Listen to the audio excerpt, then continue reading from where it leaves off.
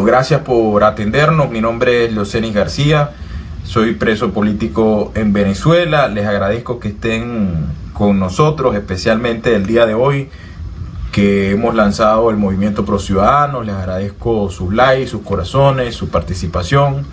Y además, queridos amigos, en un día tan noticioso como el de hoy, con esta reunión extraordinaria de la Organización Estados Americanos sobre el caso de Venezuela. Y como todos los miércoles, el profesor Franceschi, que tiene una gran suerte, porque la oposición marcha los miércoles, Capriles se echa para atrás los miércoles, y los miércoles ahora también se reúne la OEA, y los miércoles está él en el programa. Así que hoy tenemos al profesor Alberto Franceschi. ¿Cómo está, profesor?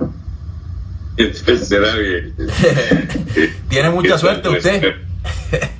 Esta no es suerte, tú me estás poniendo ahí una lista de desgracias que tuvieran que ver con alguna ventaja. Eso no es ventaja. Profesor, aquí está ya la gente llorando desde que entró al Perico, los estoy leyendo, qué dolor, dicen que qué traición, bla, bla, bla. Bueno, ha terminado la reunión de la OEA y ha terminado con una resolución que fuimos a buscar bien lejos lo que ya teníamos aquí, que dice prácticamente lo mismo que ya hemos escuchado aquí, que se apoyan las gestiones al presidente Zapatero, Torrijos, una mesa de diálogo.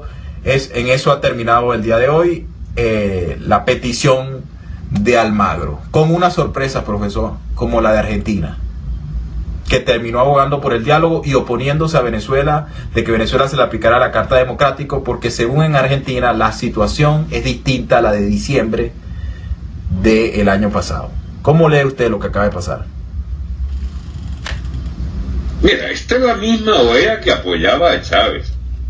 Esta es la misma OEA que presidía ese insulsa, que se las ingenió a veces con pequeños roces con Chávez para lograr siempre consensos que impedían que se generara una opinión definitiva y contundente contra la diplomacia de Chávez. Sí. Esta es la misma OEA que censuró al gobierno de Honduras, y donde se daban la mano Obama, Lula y Chávez para reventar el gobierno Micheletti, cuando a los hondureños se les colmó la paciencia y mandaron en pijamao a aquel hombre, ¿cómo se llamaba? A Costa Rica, ¿no? Al presidente Zelaya. Yo nunca he confiado, para serte sincero, Leocenis, en estas trapisondas de la tal comunidad internacional, porque siempre son intereses donde cada quien jala para su sardina, lo cual es normal. Lo que uno no quisiera es que siempre coincide, como es un club de presidentes, es un club de gobiernos, esos organismos, siempre termina de víctima el país que tiene un grave problema que no lo entiende nadie sino nosotros, y que estando en una situación de indefensión absoluta, lo mínimo sería hablarle fuerte a este piazo de burro, ¿entiendes? De Maduro. Pues no, se las ingenian para siempre conseguir un aliado de última hora, unos votos comprados, unos votos apaciguados, o presiones diplomáticas que anda tú a saber cuál en última instancia es el origen. Habría que ver voto por voto qué representa. Por ejemplo, ¿cómo votó Colombia? Colombia tiene un gobierno comprometida hasta los tuétanos en un proceso que depende del azar de Castro y de Maduro. Sí. Porque sí, el señor Santos se metió en el túnel de lograr un acuerdo de desmontaje de la guerrilla, que cree que la puede desmontar a un precio altísimo, que ha sido todo esto criticado por Uribe, y ha demostrado el uribismo colombiano que fue mayoría y al que le hizo trampa el sistema electoral podrido ya de Colombia con la compra masiva de votos.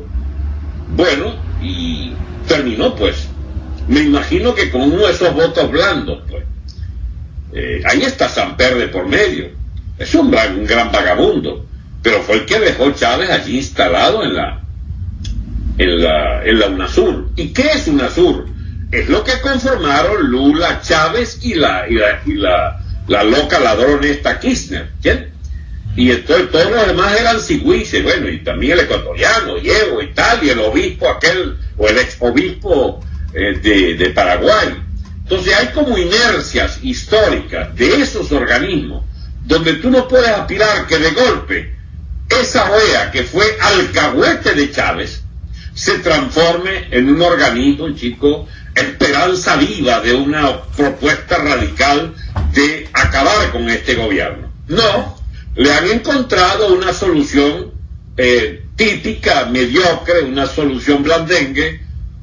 Hay una oferta de diálogo, y por supuesto, si la propia oposición se fue a Dominicana a hablar con los interlocutores que están siendo apoyados hoy por la OEA, el mensaje de esa delegación de la MUD a Dominicana fue que estaban dispuestas a iniciar ese diálogo. Sí. Que los hayan delatado y que se haya armado un lío, y que por supuesto los bicharracos estos del gobierno hayan vetado a Vecchio, y es la razón por la que Capriles dice, pues, es que vetaron a Vecchio, hicieron fracasar.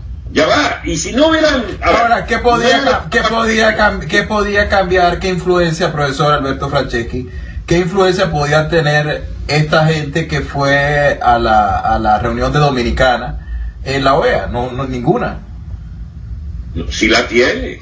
El reconocimiento por parte de la oposición venezolana, ponderada por toda la prensa y por todos los gobiernos del hemisferio, y de Estados Unidos y de Europa, esa oposición ponderada como la reconocida oficial que nos representa a la oposición, ellos fueron a Dominicana y reconocían reuniéndose con Zapatero, Gaviria, Torrijos, el otro, Gaviria no, de la otra época, Samper y compañía, que ellos aceptaban ser interlocutores.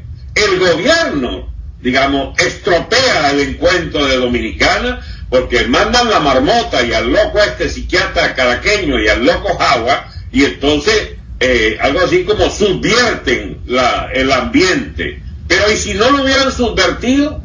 Que es más o menos lo que terminarán, a lo mejor tratando, buscarían terminar imponiendo desde la OEA, sí, que acepte la MUD, sí, que acepte el gobierno venezolano a los que representen a la MUD, y pueden terminar asistiendo Vecchio y compañía, porque el problema no es que haya, como dijera Capriles, es que vetaron a Vecchio y estropearon todo. No, chicos, el principio es que a espaldas del país ustedes mandaron una delegación donde se reúnen con unos bichos comprados por el gobierno venezolano, sí, para iniciar unas tratativas interminables que llevarían de la mano de esos gobiernos, o de la mano de esos expresidentes, de la mano de esos agentes comprados por el chavismo, como es el ilustre Zapatero eso, y el tal Samper, llevarían, chicos, a un referéndum, y que, ¿cuándo? El año que viene, cuando el gobierno puede perfectamente darse el lujo. Tú has explicado eso demasiado, y tu gente acá,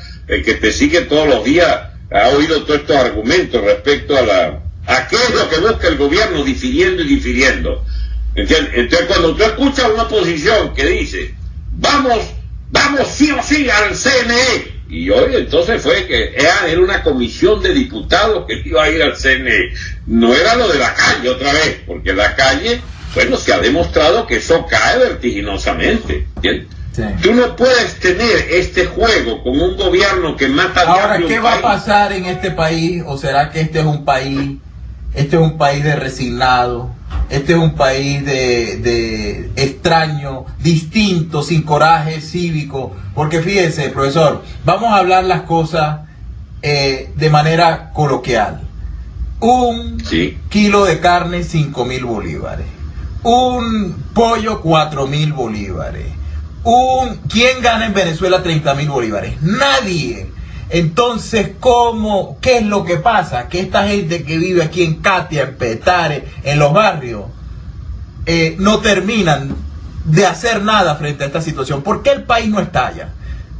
Nosotros, por ejemplo, pertenecemos a la clase media y nosotros nos está costando mucho sobrevivir. Y cuando estoy hablando de nosotros, estoy hablando nosotros literalmente, todos los que pertenecemos a la clase media.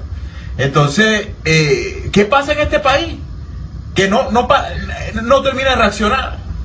Porque aquí yo veo gente diciendo, no, que lo que queda es la calle. ¿Pero cuál calle? Mira, yo sé.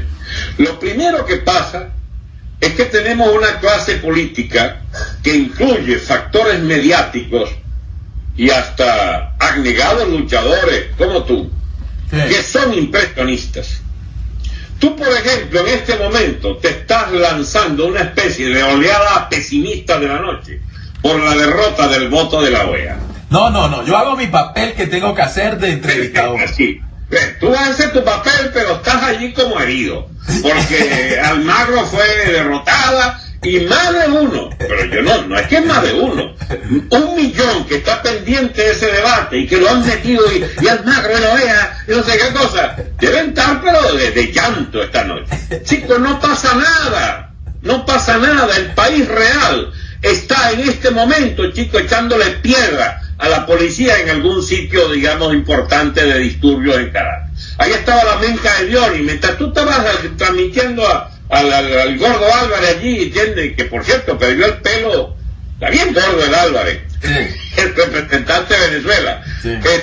Bueno, estaba menca de Diony allá, la organización menca de Diony, chicos, armando candela. Y hambre en todo el país y manifestaciones en todo el país. Entonces, ¿cuál es el país real?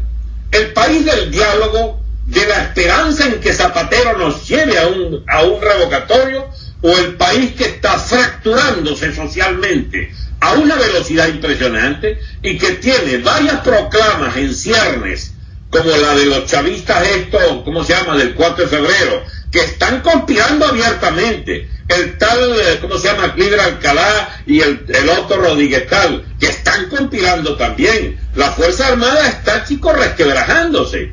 ¿Por qué? Porque lo que viene es lo que ya dijo el señor Ameliat. Esas movilizaciones de la autopista de Valencia son muy sospechosas, porque la sospecha que tuvo el origen de la violencia esta era que 1.000 o 2.000 tipos asaltaron la gandola y fue la gente allí a agarrar sus paquetes de arroz y sus paquetes de, ¿cómo se llama?, de leche, y cuando llegó la guardia, chicos, la sacaron a tiro. Los supuestos ampones del barrio. Es que ya empezó otra etapa en las movilizaciones estas por ¿cómo se llama?, por saqueo. Es que empezaron a echar el plomo a la guardia. Ahora, uno puede decir, ¡qué tragedia! Las fuerzas del orden están siendo atacadas por el elemento lumpen. No, ya va. Antes de que el elemento lumpen o las bandas armadas actúen, tú has acabado con el país. Tú has puesto la fuerza del orden una y otra vez y misericordiamente a echarle planazo, chico, y gases a una población que solo te pide comer, solo te pide medicinas. Y un gobierno de oprobio como es este se defiende metiéndole plomo, gases y represión manifiesta a la gente. Pues bien, ese país que está abriéndose paso, y no son las resoluciones de la OEA la que la resuelve, ni es el discurso de Maduro contra la MOT y la Asamblea, ni es tampoco el discurso de la Asamblea contra Maduro. No. Ese es un país, chico, es un país como de comiquita, es un país donde se vive fuera de la realidad. El país concreto es gente que no ve estos medios. Es gente que está, chicos, reventada de hambre y de privaciones. Y que pero no hacen nada, profesor, el país sigue igual. No. ¿Cómo que sigue igual, chico? Tú tienes 89 saqueos en el mes de ¿cómo se llama?, de mayo. ¿Cuántos habían hace 3 años? Ni uno. ¿Cuántas manifestaciones de violentas de candelorios que prenden en todo el país? ¿Cuántos asaltos a gandola, Yoseni? Que la gente ya no asalta tal o cual negocio, sino que se va a la autopista. Pero Yoseni, yo no sé, pareciera que tú vives aquí y yo allá, porque lo que yo veo de allá es un país que se está alzando a una velocidad impresionante.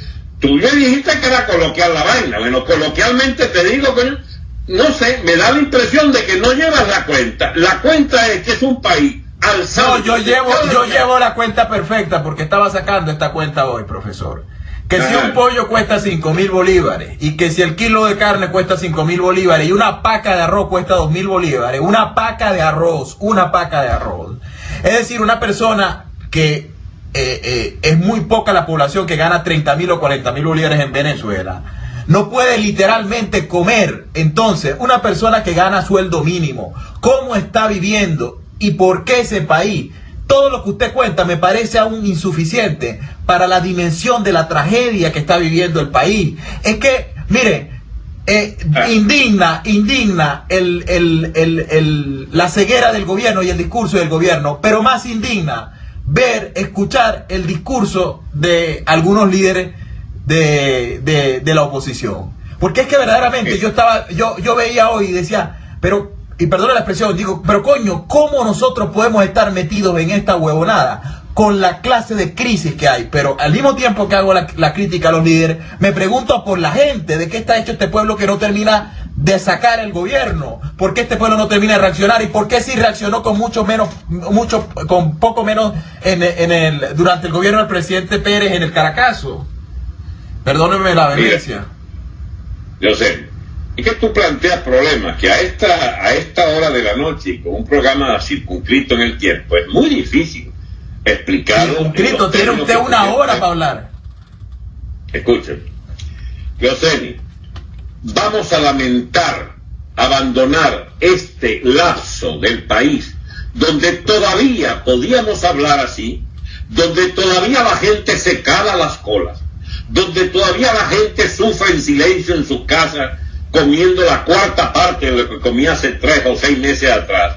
Vamos a lamentar haber creído que había que estallar, porque cuando esto estalle, Leoceni, verías que esto era un paraíso que en mala hora el país no lo valoró como para imponerle a una dirección política de gallinas, ¿bien?, una conducta diferente a la de esperar un bendito clima electoral por enésima vez en 17 años, y que para cambiar un régimen político que solo puede acabarse a piedra, plomo y candela. Y no seré yo el que eche los plomos, porque si yo tuviera un batallón o un cuartel a nombre mío, yo me hubiera lanzado hace rato. Y ese es el tipo de cosas que no se entiende en el común de la gente, que teme el desarrollo violento del proceso, y entonces se agarra a esas ofertas mentirosas del diálogo, por ejemplo. ¿Pero por qué, Yoseni? Porque la gente le tiene horror a la violencia. Somos un pueblo pacífico, eso habla bien de nosotros. No es un país resignado, hay hasta una teoría fabricaron, la indefensión aprendida. No, chico, es un país que está, chico, pero viviendo de los hígados de su esperanza, de los hígados, digamos, de las entrañas de su último recurso para no explotar, porque saben que cuando explote, Leoceni, la mortandad juega garrote en Venezuela. ¿Por qué los oficiales, por qué crees tú que la gente ligada a liderazgos militares legítimos? Escúchame, ¿por qué crees tú que la gente ligada a los liderazgos militares legítimos que piensan como tú y como yo, por qué no se alzan, Yoseni? Sí. Porque hay que matarse, Yoseni. Y nadie le gusta, chico, arriesgar la vida así tan fácil.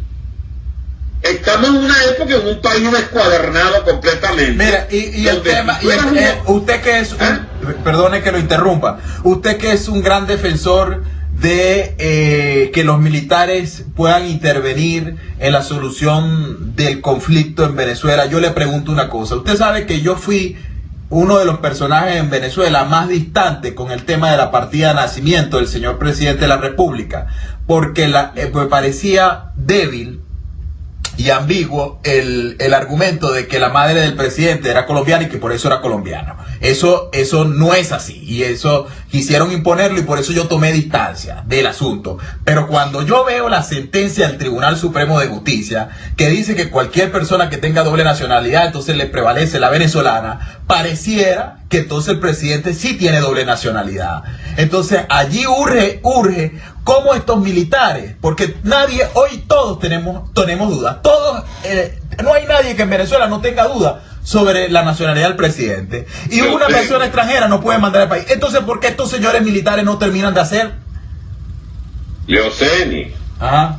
Y te olvida que todas esas personas de los altos mandos se les dio su sable o su trencilla y sus títulos y más títulos se los dio el colombiano. ¿Me vas tú a preguntar, Leoceni, qué otra explicación tienes si tú sabes que esa oposición ha coexistido con el colombiano y aceptó el triunfo del colombiano y han convivido con él 3 años sabiendo que es colombiano? Y tú no sabes que Chávez murió el 28 de diciembre y todos tienen el otro pacto de silencio, es que no se mueve el tema de la muerte de Chávez, que lo ponen a morirse 2 meses después. Y tú no ves que son 17 años de complicidades y que se taparean unos con otros para no irse a estos temas incómodos. Entonces tú me dices ahora sí sabemos que es colombiano, pagámosle todo la yugular del colombiano este. Pues ya va. No, porque yo no tenía ninguna. Los argumentos que daban ciertos sectores de la oposición para decir que Maduro era colombiano no eran argumentos serios. Decir que él era colombiano porque la madre era colombiana, ergo, él por tener sangre colombiana era colombiano. Eso no es así. Entonces, que no es así. No es así.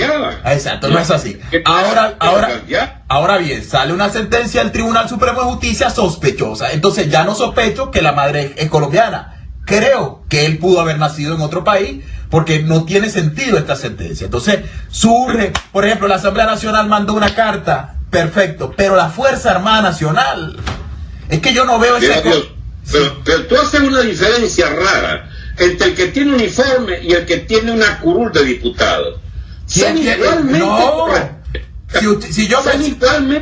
Son igualmente corresponsables, Leoceni. No, profesor, porque si yo me siento con usted en una mesa y empezamos a discutir y usted tiene una pistola, probablemente en la reunión gana el que tiene la pistola.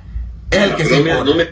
No me has entendido. Padrino es tan responsable como Henry Ramos de que Maduro esté ahí.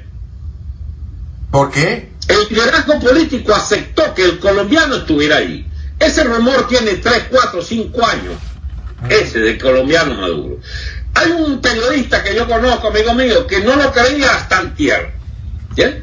Y ese periodista debería haber sabido que el tipo, si le hubiese hecho una investigación parlamentaria seria y el país tomaba eso como argumento, que no se hizo. No le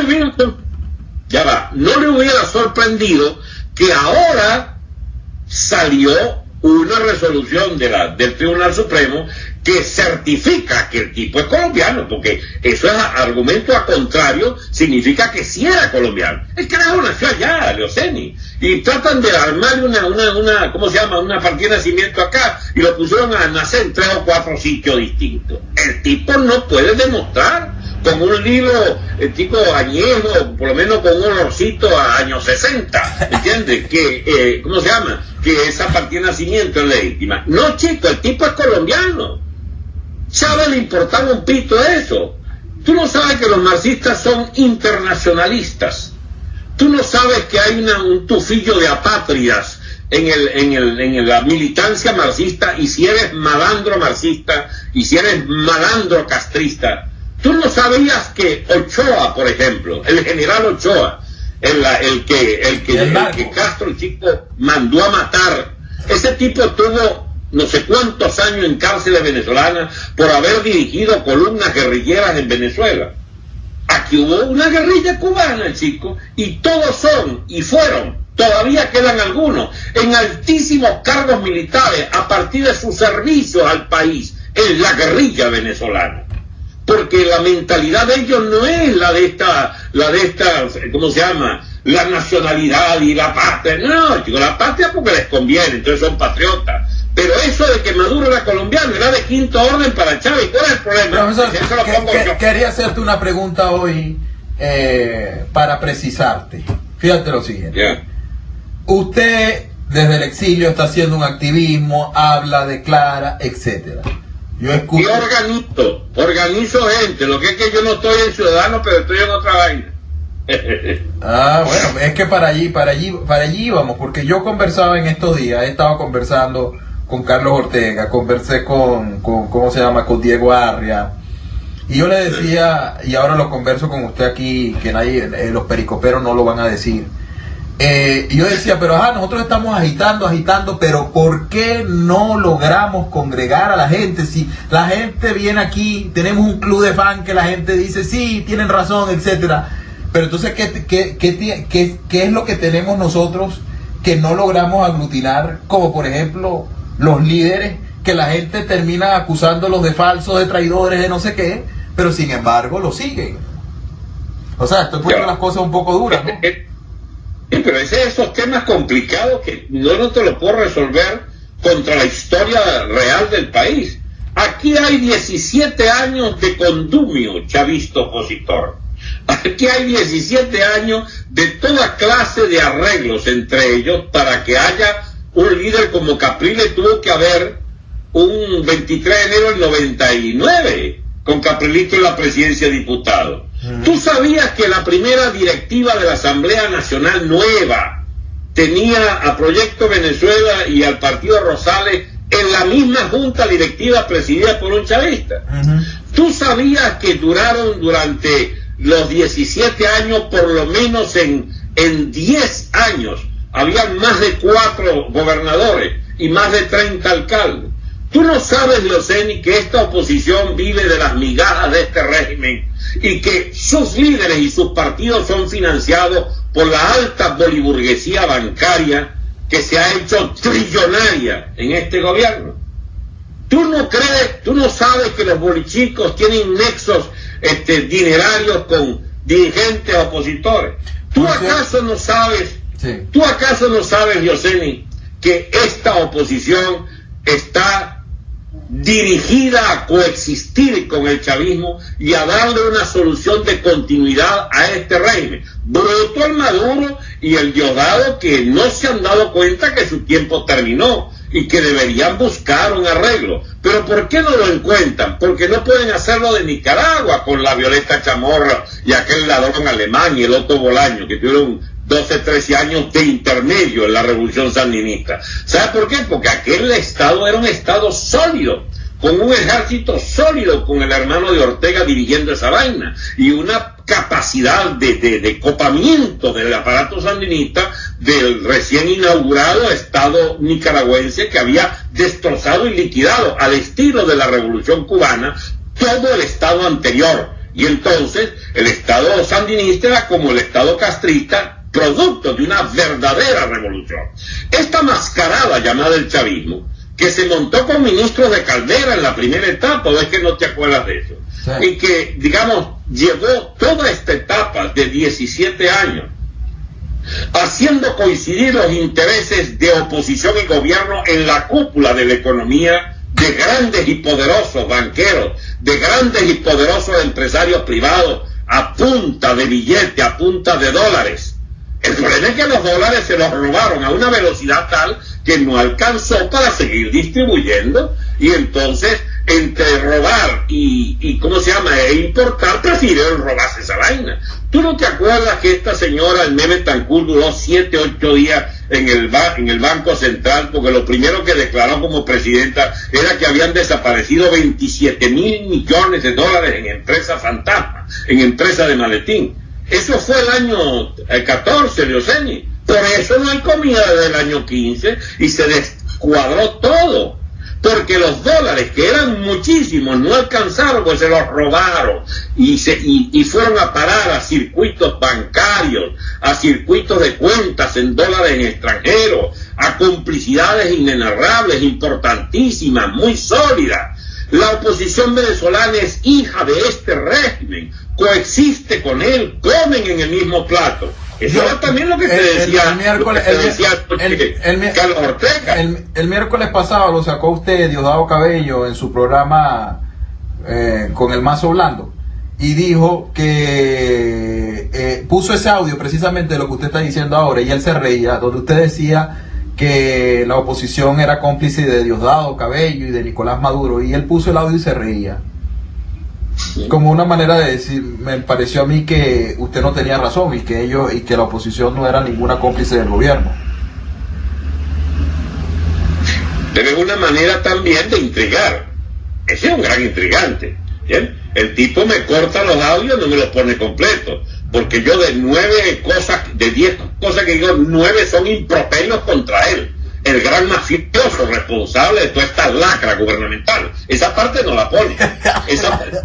Él no ha puesto que él es, digamos, un líder que cayó desacreditado por ladrón y que no tiene ninguna influencia en las Fuerzas Armadas. Él trata de exponerse todavía como si fuera una gran figura y alinea allí a 100 o 200 oficiales. Es una vergüenza.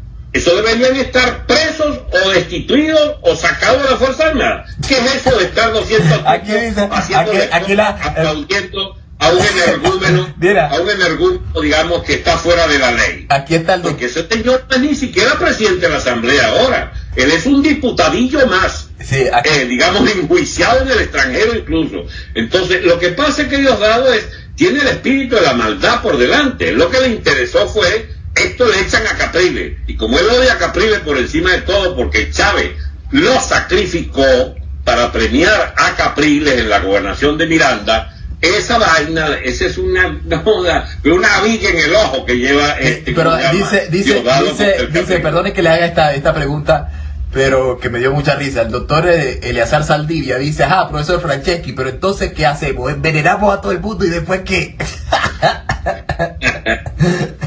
Ay, sí, ojalá pudiéramos envenenar a un gentío, ya hubiéramos envenenado. No, lo que Saldivia no entiende y otros amigos míos no entienden es que esto tiene unos canales de solución que no son los que le han metido en el cerebro, que le prepararon el cerebro a la gente para meterle, que es esa vaina que la repiten pero hasta el cansancio: vías pacíficas, institucionales, constitucionales, electorales. Mientras la oposición tenga esas vías, todas esas vías son las chavistas, ¿sabías? Esas son las de la Constitución heredada de Chávez. Y entonces un tipo como yo, que propone quemar esa Constitución, porque es una Constitución hecha a la medida de la opresión política de esta casta de ladrones, por supuesto es visto como un tipo raro. ¿Bien? El radical, es que es muy radical Franceschi, dicen. Pero bueno, ¿y qué es lo que quiere? Me acusa ahora de que yo quiero envenenar a la gente. No, chicos, sencillamente yo soy un analista político distinto a los conformistas y blandengues que te dicen que hay que ir a un revocatorio que no se va a dar, que hay que ir a otras elecciones que no se va a dar. ¿Y entonces qué va a pasar? Y sencillamente tenemos otra estrategia. ¿Cuál es la estrategia que yo estoy proponiendo? Muy sencillo. Este clima de agitación nacional, este clima de insubordinación generalizada, y ahora tú empezaste a disminuirlo precisamente en el momento en que está más álgido en los últimos 17 años. En el país nunca había habido tal desesperación y tal clima de inestabilidad como el observado en los últimos 10-15 días. Esto es un polvorín, Yosemi. Y entonces a ese polvorín yo le propongo... Bueno, porque una cosa es lo que sale en Twitter y en Facebook y otra cosa lo que se ve. Ojalá que hubiese ese clima tan inestable que usted dice, y ojalá que sacaran al presidente del poder, ojalá. Pero ¿por qué no puede esa oposición dirigir esto? Porque está pendiente no sé qué trapisonda electoral, por las vías pacíficas electorales. No, chico, aquí lo único que... A ver, tú tenías anoche a nuestro amigo común Carlos Ortega ahí. Párate un momentito. Sí, el gran... ¿Por qué tú respetas a Carlos Ortega? Porque... Yo respeto a Carlos porque era el opositor. Que así se hayan equivocado en lo de aquel paro indefinido. Esa gente quería pelear. Claro. Y peleaba con millones de personas en la calle. ¿Y por qué la gente estuvo dispuesta a marchar en millones de personas y después se echó para atrás? Eso tiene su historia, Yosemi. Eso tiene la historia de la gran decepción. Lo que pasa, profesor, perdone que esto, que hoy verdaderamente estoy así que lo he interrumpido bastante y he opinado una cosa que no debería ser, pero fíjense, lo que pasa, profesor, es que este país está tan corrompido. La semana que viene yo voy a publicar, bueno, creía que era la semana que viene, supongo que ahora va a bajar el tema de la OEA. Estaba viendo cómo estaba lo de la OEA para buscar. Usted sabe que los periodistas tenemos nuestro momento para publicar las cosas. Yo voy a publicar una serie de cosas que la gente va a quedar asombrada, de diputados del Primero Justicia siendo financiados con tarjetas de crédito por boliburgueses, pero no solo eso, escribiéndole. Tengo correos de un diputado escribiéndole a la secretaria de un boliburgués, diciéndole: aquí te mando el pasaporte de mis hijos, de mi esposa, etcétera. Entonces, cuando uno ve esta cosa, yo se lo estoy diciendo porque usted está acostumbrado a hablar vehementemente, y uno dice, pero ¿en qué momento este país se nos convirtió en esto? ¿Y cómo podemos salir de una crisis? ¿Cómo podemos, lo más importante, que ni siquiera resolver el problema de Maduro, que lo tenemos fácil, dentro de todo, por la grave crisis que hay, sino cómo reconstruimos? Es que a mí ahora me horroriza salir de Maduro. Ojo, que no estoy diciendo que no hay que salir ya, pero caer en manos de estos señores que van a pretender incluso que en Venezuela hay impunidad y todo. Sí, pero tú no ves que eres medio fatalista, o sea, logramos salir a Maduro en la mitad de tu frase y la otra mitad es que caemos en Guatepeor. No, chico, este régimen cae, y cae gobierno y oposición, aunque te cueste creer. Ojalá. ¿Bien? Esa es una ley de todas las revoluciones. No tenemos tiempo, pero yo te pudiera explicar cómo este escenario es típico de una situación revolucionaria. Cuando los de abajo ya no quieren seguir viviendo como antes, y cuando los de arriba, que incluye la MUD, no pueden seguir gobernando como antes. Porque lo que hay en Venezuela, desde el momento en que tú eres parte de la cabeza de un poder, eres cogobierno de ese poder, eres parte del sistema de gobierno del régimen de ese país. Esto no lo acepta mucha gente, pero la experiencia histórica dice que en la primera etapa de los movimientos de una situación revolucionaria, los líderes opositores que se presentan y que la gente incluso los aplauden y los quieren, son traidorzuelos, chicos. La depuración que va a haber en la mira, Dioseni, para hacerte más rápido este cuento, sí. El proceso del estallido venezolano lo dirigirán unos, lo conformarán otros y terminarán, chicos, digamos, dirigiendo el nuevo gobierno otros. Ninguno de Pero usted sabe que yo antes, en algún momento yo veía, profesor, la posibilidad de que algunos militares, que usted sabe que yo tengo la suerte, creo que poca gente la tiene, de conocer mucha gente que estuvo en el chavismo y que desertó, etcétera, y conozco algunos de esos militares descontentos. En algún momento yo pensé que algunos de ellos podían reaccionar.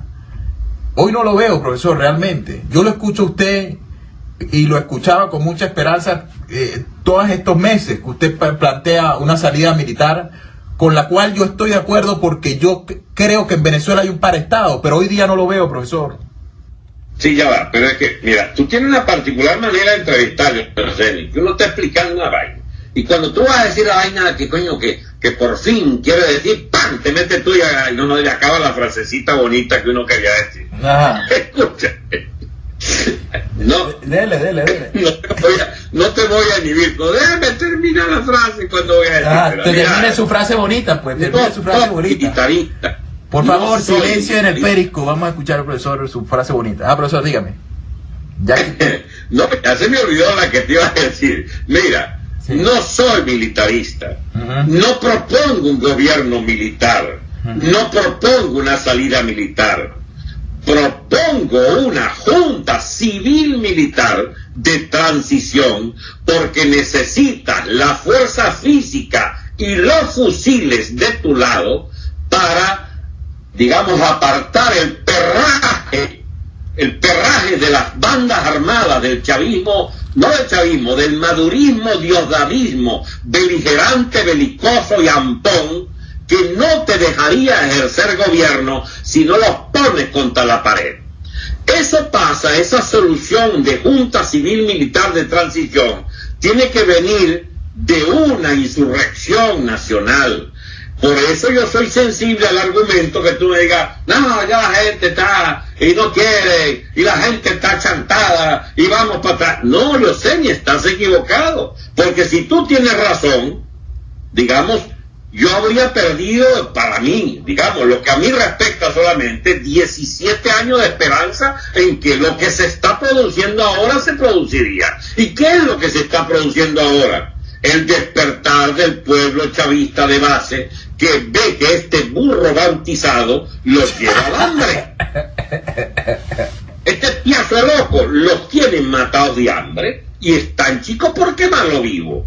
Entonces tú ahora que por fin se da la vaina, entonces me dice que la gente está chantada. No, lo que están derrotados son esos dialogadores, chicos. Ahora, yo no logro entender una cosa, profesor.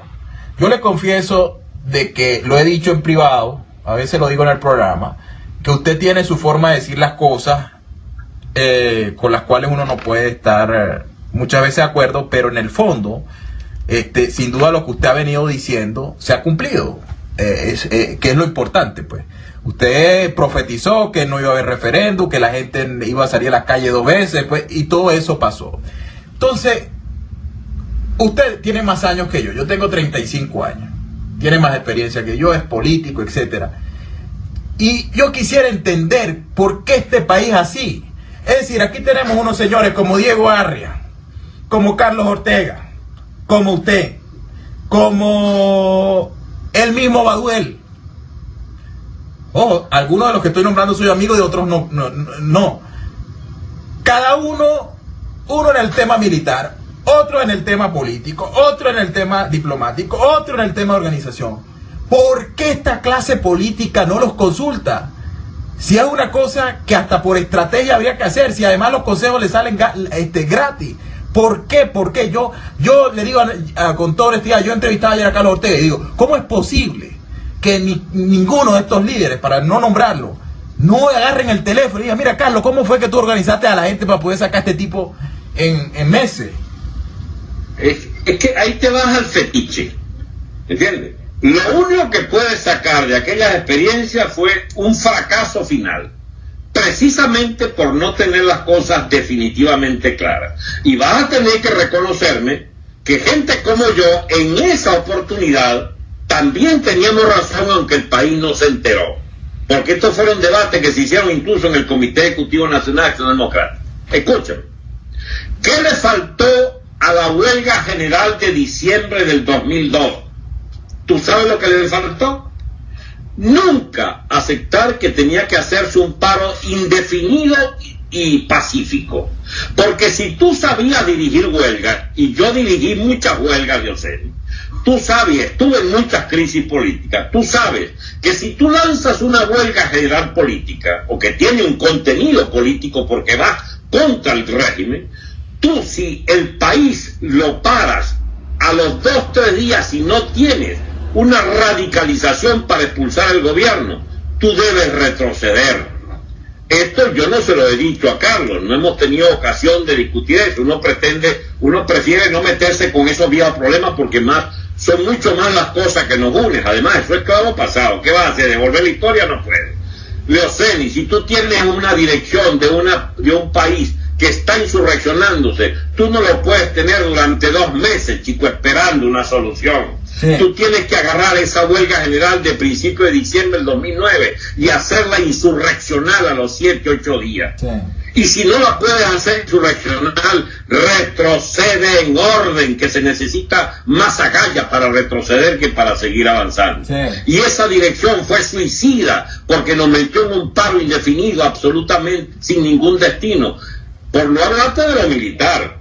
¿Tú crees, Leoceni, que los 200 oficiales con peso y quilate, los coroneles y generales que teníamos de gran reserva para dirigir las Fuerzas Armadas, cómo pueden irse a una plaza pública durante 2 meses echar discurso en una plaza, Leoceni? Los disparates de noviembre a diciembre del 2002 llevaron al profundo retroceso de 2003 ¿Y en qué terminó el 2003 o en qué se inició, Leoceni? En el diálogo y la reconciliación y no sé qué vaina, ¿entiendes? Yo escribí un artículo en febrero que se llamaba El Reflujo, y digo, este paro acabó con los empresarios, con la gente del petróleo, con los sindicatos, con el apoyo mediático, ¿entiendes? Con el entusiasmo de la clase media. Todo eso se desbarajustó, chicos. Pero eso fue el segundo gran error. El primero había sido el de las jornadas de abril. ¿Cómo vas tú, chico, a llegar a Miraflores, ¿entiendes? En una movilización de 1 millón de personas y después, chicos, la dirección no sostiene a la gente en la calle? Sí. Y se van y se ocultan en la casa a esperar que por Globovisión le digan lo que sigue. ¿Tú sabes lo que siguió? Un gobierno de Cisneros, chico, y de los plutócratas mediáticos, que sacaron a los partidos políticos y sacaron la fuerza viva, entre ellas a nuestro amigo Carlos. ¿Por qué Carlos se fue para Judivana, chico, digamos para allá, para Falcón, el día 12? ¿Entiendes? ¿Y por qué los grupos militares se esguazaron entre ellos? Porque es muy fácil echarle toda la culpa a Baduel que trajo a Chávez. No, chico, esa vaina estalló. Las Fuerzas Armadas estallaron esa noche. Profesor, pero usted... Profesor, disculpe. Usted ¿sabes cuándo tú te metes en unos líos? ¿Entiendes? Con averiguando la historia de esta cosa. De ahí vienen esas divergencias con la MUD. De ahí vienen, digamos, parte de nuestras experiencias. Sí. Vienen de que la dirección que hemos tenido siempre nos llevó a derrotas. Sí. Ganamos el referéndum revocatorio. Y tú sabes que hasta ahorita, yo estoy hablando del revocatorio del 2006, hasta este momento no se saben las cifras, Leoceni. Porque Enrique Mendoza no pudo esa noche, por una cuestión de salud, dicen, pudo dar, digamos, la definitoria de que habíamos ganado, etcétera, y a las 4 de la mañana apareció Henry diciendo que había como una vaina de trampa allí, que no se sabía cómo era, sí. Y desaparecieron todos, esa dirección. Entonces, ¿cómo es la vaina? Ni ganando. Cuando se ganó la reforma, escúchame, cuando se ganó la reforma que Chávez dijo que era una victoria pírrica de mierda, ¿tú sabes lo que ocurrió al día siguiente? Todos los líderes opositores tratando de calmar a Chávez para que no hiciera nada. No, porque usted sigue siendo el presidente. Y tu amigo Alberto Federico Rabel le propuso un pacto contra la corrupción desde la dirección de Globovisión. Coño, Leoceni, chico. Las opiniones como la mía. El señor de la Luz Ciudadano tuvo 10 años y medio en ese programa, 5 horas diarias, y a mí no me invitó ni un minuto. A la misma profesor, el hambre, la escasez no basta para acabar un gobierno de las proporciones que déjame preguntarte entonces. Allí tiene a Mugabe. Allí tiene a Mugabe, que tuvo una crisis peor que nosotros en el año 2007. Ahí lo tiene, aspirando tercer periodo. Entonces, tramposito como todo polemista. Escúchame la vaina. No me mezcles a Mugabe con Venezuela, eso no tiene que ver. No tiene nada que ver con los niveles de inflación, de escasez, con las mismas acusaciones contra los empresarios, de especulación, etcétera. Sí, y en la Alemania nazi, y en la Alemania del 28, 30, 31, hubo una hambruna gigantesca, ¿entiendes? Y hubo unas situaciones insostenibles, y llegó a Hitler al poder ya de la Segunda Guerra Mundial. Y el Holodomor, ¿cómo se llama?, de Stalin, que mató de hambre física a más de 4 millones de ucranianos, de hambre física, que se morían y de tifo en las calles. Llegó, chico, a una consolidación del estalinismo. O sea, no me hables de otros países porque eso no se parece en nada a chico. La historia nuestra no es Leoceni, nada que ver con Mugabe. Lo único es Mugabe, chico, que la única vaina de Mugabe con nosotros es que venía a dormirse allí, que Chávez lo invitaba y lo ponía, chico, en ese sillón a roncar, ¿entiendes? Y se llevaba su buena plata. Eso es lo único que nos liga con Zimbabue. Sí. Nada que ver con nuestras situaciones. Esto empieza. Que nos parecemos a tal vaina, que nos parecemos al otro, que vaina hay que resolver la vaina como Ucrania. Ojalá pudiéramos resolver la vaina como Ucrania. Ojalá pudiéramos resolverla como los venezolanos la resolvimos en otras veces, armando un lío. Ahora, este lío ha tardado. Ahora, profesor, aquí no ha terminado de estallar. Aquí no ha terminado de estallar el asunto en los barrios. El otro día hubo un problema por agua en Petare. Bueno, aquello daba miedo de cómo la gente, usando sus palabras, a piedra, plomo y candela, hacía retroceder a la Guardia Nacional. Yo no ando pregonando eso, pero bueno, nací en un barrio, conozco, yo no sé académicamente qué es un barrio, sé exactamente y sé cómo relacionan. Me cansé de ver a policías golpeados, caídos en manos de la gente brava, corriendo frente. ¿Perdón? Es una tragedia. Sí, exacto. Entonces, aquí el día que estalle, por eso yo le hablaba de lo del arroz y los 2.000 bolívares. Se lo digo porque me impactó dos cosas en estos días. Primero, la señora que limpia aquí, que gana, bueno, X cantidad. Y entonces me dijo, señor Leoceni, mire, esto me alcanza para una paca de arroz, 2.000 bolívares. Y un señor que vino a arreglar el aire y me dijo, y cuando fue a comer, trajo una viandita, tenía huevo con arroz. Y yo dije, esto en cualquier momento se le va a ir. Pero al mismo tiempo decía, bueno, ¿y por qué los venezolanos nos estamos calando esto? ¿Por qué? Y no termina de... Okay. Leoceni, la primera medida que te propongo como, no sé, amigo, periodista, opinador, como quieras. No compares esta vaina con nada, porque no es comparable con absolutamente nada en la historia universal. Sí. Podemos comparar con nosotros mismos parcialmente, ni siquiera con nosotros mismos, porque este país tuvo un estallido social habiendo designado un gobierno, coño, pero con una popularidad impresionante y su coronación de Carlos Andrés Pérez. A los 20 días estalló esta vaina. Y había plena satisfacción de necesidades en los mercados, quiero decir, de abastecimiento.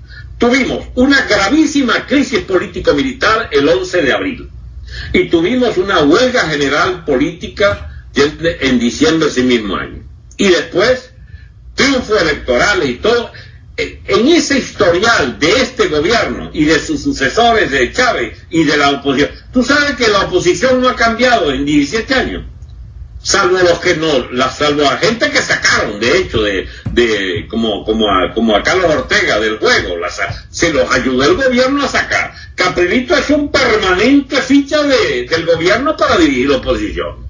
Acción Democrática no tenía figuración importante y la fueron llevando hasta ser hoy por hoy una figura, menos mal que por lo menos está en manos de un carajotucho como Henry Ramos. Pero puede ser una gran solución y puede ser una gran tragedia, porque si Henry se sigue equivocando sobre la base de que hay que seguir agachado, ¿bien? Porque hay que ir a un revocatorio, porque hay que ir, digamos, a un diálogo, bueno, yo no sé cómo irá a hacer él para defenderse de la acusación que él es el responsable de mantener a Maduro en el poder, porque él nos prometió que lo sacaba en 6 meses. Y ahora resulta que puede terminar siendo el gran favor que le hace Maduro a Henry Ramos, es que todos los días lo ataca como para quererlo matar, y entonces lo mantiene allí. Pero el tema nuestro no es esa oposición, el tema nuestro es la nueva dirección que se necesita, que es lo que a ti te preocupa y a mí me preocupa. A saber,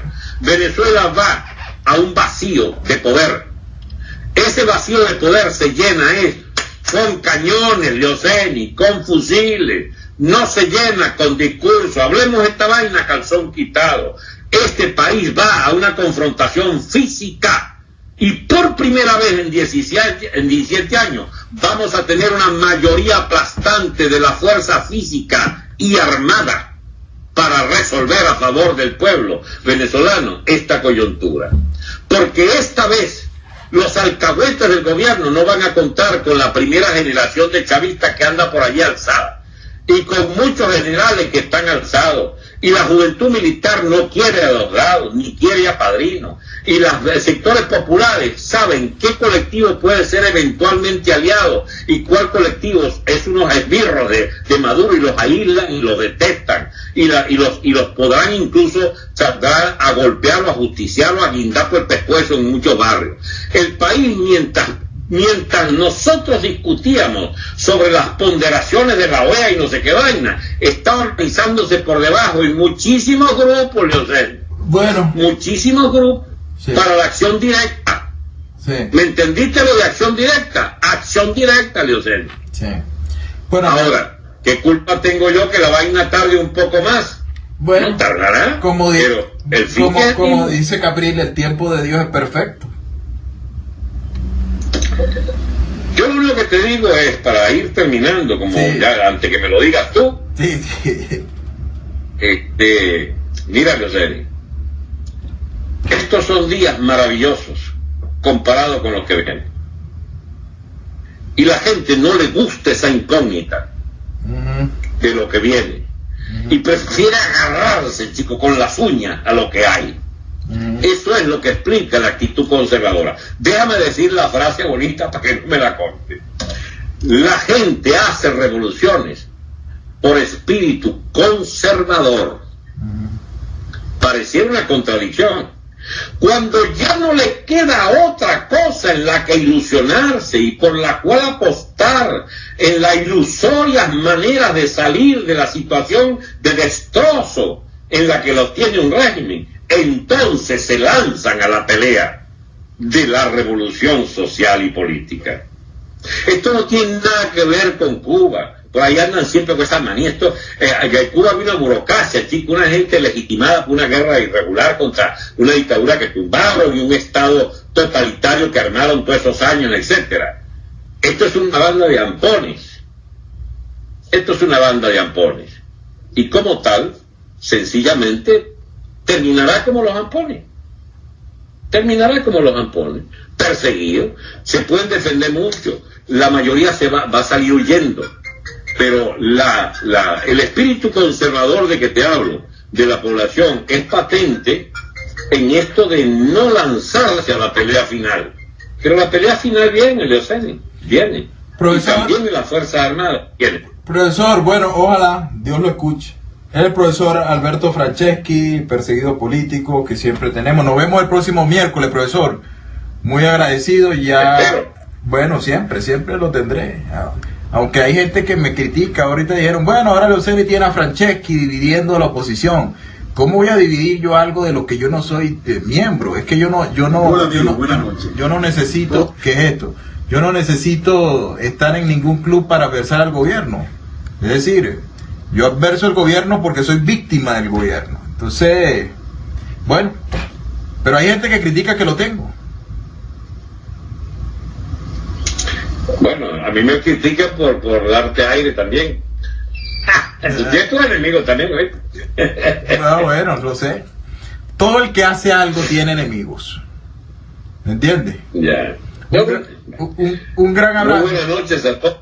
Muchísimas gracias y nos vemos pronto. Y ya conoceremos los mejores días, están por delante. Son los más difíciles, pero serán los mejores para ajustar cuenta contra estos bicharracos. Gracias, profesor Alberto Franceschi, perseguido político del gobierno. Queridos amigos, quería agradecerles a todos su apoyo el día de hoy con el lanzamiento del movimiento Pro Ciudadanos, y quería recordarles que pueden visitar nuestra página prociudadanos.org. Fíjense, ahí la tienen en pantalla. Ahí está en pantalla. Aquí está una opción donde dice sea un prociudadano, ingresa para formar parte de la red de ciudadanos más grande de Venezuela, juntos si podemos. Allí les piden sus datos. Aquí están las noticias del día de hoy, noticiero digital. Leoceni García fundó Movimiento Pro Ciudadanos desde la cárcel. Reporte 24, Leoceni García fundó Movimiento Pro Ciudadanos de la cárcel. Noticias Venezuela, eso es de ayer. El Cooperante, no me voy a quedar viendo cómo nos confiscan la libertad, dice Leoceni García al lanzar Movimiento Pro Ciudadanos. Leoceni García funda Movimiento Pro Ciudadanos de la cárcel. La Patilla, Sumarium, el movimiento que fundó Leoceni García con integrantes de varios países. Y aquí está más o menos el voluntariado que hasta ahora tenemos y las personas que pueden estar con nosotros. Aquí están, fíjense, algunos de los que ya tenemos que nos han escrito a Pro Ciudadanos, y que nuestro voluntariado lucha por la defensa y promoción de los derechos civiles en Venezuela, desde otras latitudes, realizando un activismo cívico y formando parte de la red de ciudadanos más grande. Conoce a nuestros integrantes. Allí está Carolina Camino, Carolina Camino está en Houston, no en Las Vegas, pero aquí la pusieron en Las Vegas. Emilio Rico en España, Maura Morales, que está en Quebec, en Canadá, Jennifer Moreno, que está en Maryland, Erika Franco en Las Vegas, Edgar Pérez en Estados Unidos, Arlay, no sé cómo se pronuncia, Edgar Pérez, Francisco Cascardo en Florida, en Estados Unidos, Gise de Santos en Denver, en Estados Unidos, Mari de Sousa en Barcelona, España, Sandro Campo, Miguel García en Texas, Estados Unidos, y Iriana Ejercin en Florida, Estados Unidos. Así que ya saben que nos pueden escribir al correo, aquí está el correo info.prociudadanos.org y hacerse pro ciudadano. Aquí está nuestra página, la cual pueden visitar. Un gran abrazo, queridos amigos, les saludo Leoceris García.